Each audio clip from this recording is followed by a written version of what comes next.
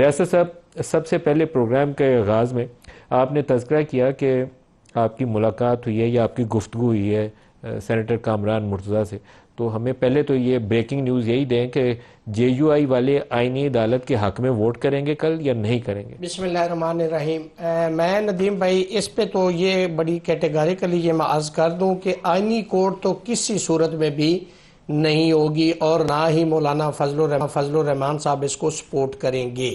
इसकी हद तक तो मैं बहुत कामरान मुर्तज़ा साहब ने कहा, हमारी गुफ्तगू हुई ना उनसे, तो बहरहाल इसके ऊपर मौलाना साहब का जो स्टैंड है वो उस पे स्टैंड करेंगे, ये नहीं बनेगा। आईनी अदालत को आईनी अदालत नहीं बनेगी। और काजी फायज ईसा को जो 68 ईयर्स करने का था, एक्सटेंशन पे उनकी गुफ्तगू क्या है, या जो चीफ जस्टिस अब नए बनने के लिए जा रहे हैं मंसूर अली शाह साहब, उनको बाईपास करते हैं या पैनल ऑफ जजेस देते हैं, उसके हवाले से जब सामने गुफ्तगू आएगी तो उस पर मैं कॉमेंट करूंगा। हुकूमत की तजवीज़ ये है, लोगों को साथ साथ समझाते भी जाते हैं। हुकूमत की एक तजवीज़ ये है कि बजाय ये कि जो सीनियर मोस्ट जज को चीफ जस्टिस सुप्रीम कोर्ट बनाया जाता है, इसकी बजाय पहले तो वो 5 का कह रहे थे, अब 3 सीनियर मोस्ट जजेस का वो पैनल कहते हैं कि आए और प्राइम मिनिस्टर उसमें से अपनी मर्जी से किसी एक को नामजद करें और सदर साहब उसकी तैनाती कर दें। ये तजवीज़ है जिसके ऊपर JUI को अपना ऑफिशियली मौक़िफ़ सामने रखना है। अभी इस तरीके से वो जस्टिस मंसूर अली शाह बाईपास कर सकते हैं जी, जस्टिस मंसूर अली शाह भी, जस्टिस मुनीब भी, ये सारे बाईपास हो जाए। जी, यही तो मेलाफाइडी है। हमने तो वैसे इन तमाम प्रपोज्ड अमेंडमेंट को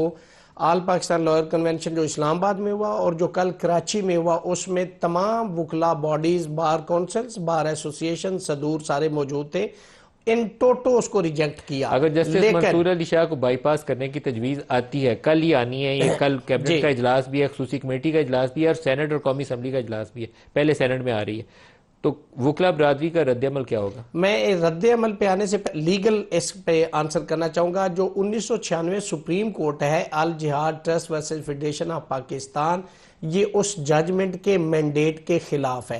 दूसरी बात मैं अर्ज करता हूं ना, जो आर्टिकल 175 सब आर्टिकल 1 और 3 है, ये उसके खिलाफ है। जुडिशल स्ट्रक्चर के आप और जो ट्राइकॉटमी उसके खिलाफ है। ये जो अमेंडमेंट जो अलेज की जाए, अगर ऐसा होता है तो कल आपने सुना होगा, हामिद खान साहब को भी सुना, बाकी वकला रहनुमा ने भी वहां गुफ्तगू की थी कि हमारी लाशों पे से गुजर के जाना होगा। और अगर ऐसा हो जाता है तो हम वकला तहरीक भी चलाएंगे। अगर इस मुल्क की तारीख के अंदर LFO वापस जा सकता है, लाशों से गुजरने के लिए जरूरी है कि फिर आप कल सुप्रीम कोर्ट और पार्लियामेंट हाउस के सामने खड़े हुए नजर आए, तब आपकी लाशों से गुजरा जा सकेगा। देखिए, लाशों का मतलब ये तो नहीं कि बिल्कुल लाशें ही गिरा दें, मतलब है कुर्बानी नहीं देनी आप। देखिए, हमने तो पहले भी कुर्बानियां दी इस मुल्क के अंदर। जब मुशर्रफ ने मार्शल लॉ लगाया था तो वकला 17 शाह साहब की बहाली के लिए मैं भी बहुत खड़ा हुआ धूप में, लेकिन अब मुझे अफसोस हुआ जो कुछ जदोजहद में हिस्सा डाला। कल क्या करेंगे? सिविल सोसाइटी की भी उतनी जिम्मेदारी है, मलक साहब आपकी भी उतनी जिम्मेदारी है, हमारी भी उतनी जिम्मेदारी है। मैं तो रिपोर्ट अगर ऐसा होता है तो हम उसको अपोज करेंगे, हम तहरीक चलाएंगे, सिंपल इज दैट। ये कल डिसाइड हो गया। चले, कल पता चल जाएगा आपकी तहरीक का भी।